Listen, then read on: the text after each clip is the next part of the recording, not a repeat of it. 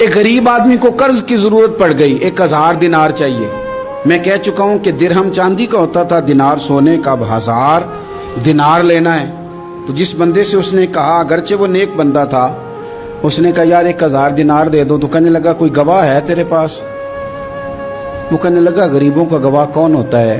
ہاں ایک گواہ ہے۔ کہا کون؟ کہا میرا رب، وہ تیرے اور میرے بیچ گواہ ہے۔ اس نے کہا کوئی کفیل، اگر تو پیسے نہ دے سکے تو وہ بعد میں دے دے، یا تجھے کچھ ہو جائے تو وہ دے دے۔ اس نے کہا کفیل بھی میرا اللہ ہی ہے، میرے پاس اگر ہے تو رب کریم کا نام ہے، اگر اعتماد کر سکتا ہے تو کر لے۔ بندہ نیک تھا، اس نے کہا رب کے نام پہ، رب کی کفالت پہ، اللہ کو گواہ بنا کے میں تیار ہوں تجھے 1000 دینے کو۔ اس نے 1000 دینار دے دیا۔ وقت واپسی کا طے ہو گیا، وہ چلا گیا پیسے لے کے۔ اس نے پوری محنت کی کہ میں نے وقت پہ پیسے لوٹانے، پوری محنت بھی کر لی، اللہ نے مدد بھی کر دی، پیسے بھی اس تاریخ کو اسے مل گئے۔ بعض لوگوں کا تو لوٹانے کا دل ہی نہیں نہ ہوتا۔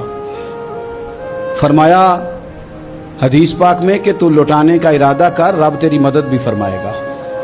لیکن یہاں بہت سارے لوگ کہتے ہیں خیر ہے، ارادہ ہی نہیں، تو پھر جس طرح کا بندے کا گمان ہو رب بھی اسی طرح کا معاملہ فرماتا ہے۔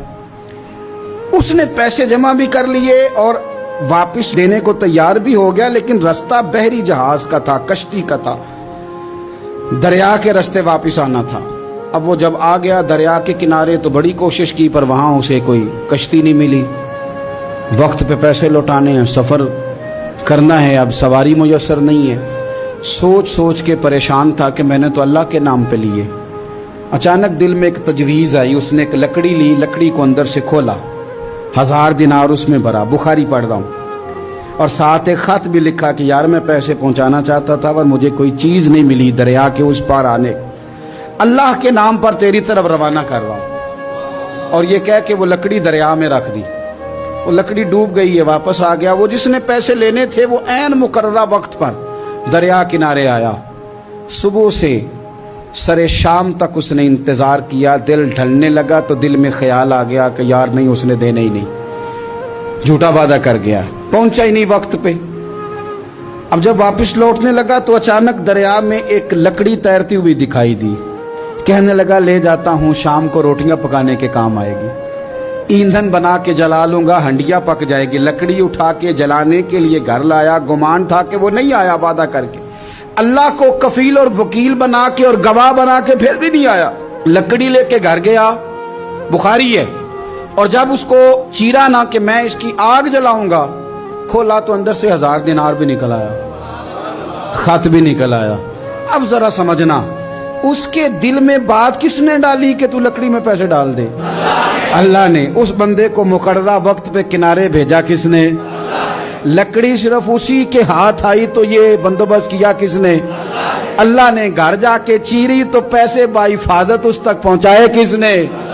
تو پھر ہمیں بھی توجہ اللہ کی جانب ہی کرنی چاہیے، ہمارے پہ دل کی توجہ رب کی طرف ہی ہونی چاہیے نا، ہمیں ادھر ادھر جانے کی، دیکھنے کی، بندوں پر غور کرنے کی ضرورت کیا ہے؟ وہ پیسے پہنچ گئے، یہ وہاں اپنی جگہ پہ پریشان تھا، اس نے 1000 دینار اور جمع کیا۔ پھر دوبارہ ایک دن دریا کنارے آیا، کشتی مل گئی، بیٹھ کے اپنے اس بھائی کے پاس آیا، کہنے لگا دیکھنا مجھ پر بدگمان نہ ہونا، پیسے اس تاریخ کو بھی جمع کر لیے تھے، دریا پہ آیا تھا پر کشتی نہیں ملی تھی، پھر میں نے نا لکڑی میں ڈال کے خط ڈال کے تیری طرف بھیج بھی دیے تھے، لیکن آج میں پھر لے کے آ گیا ہوں۔ وہ کہنے لگا خوش ہو جا، جس رب کو تو نے میرا اور اپنا گواہ بنایا تھا اس رب نے میرے تک پہنچا بھی دیے ہیں۔ جب لوگ اللہ کو گواہ بناتے ہیں، رب کی جانب اپنی توجہ کرتے ہیں، اپنی چاہتوں، خواہشات اور اپنی ساری چٹھیاں اپنے رب کریم کی رحمت کی طرف روانہ کرتے ہیں، پھر اللہ اپنے بندوں کو مایوس نہیں کرتا، اللہ اپنے بندوں کو نواز دیتا ہے۔ اللہ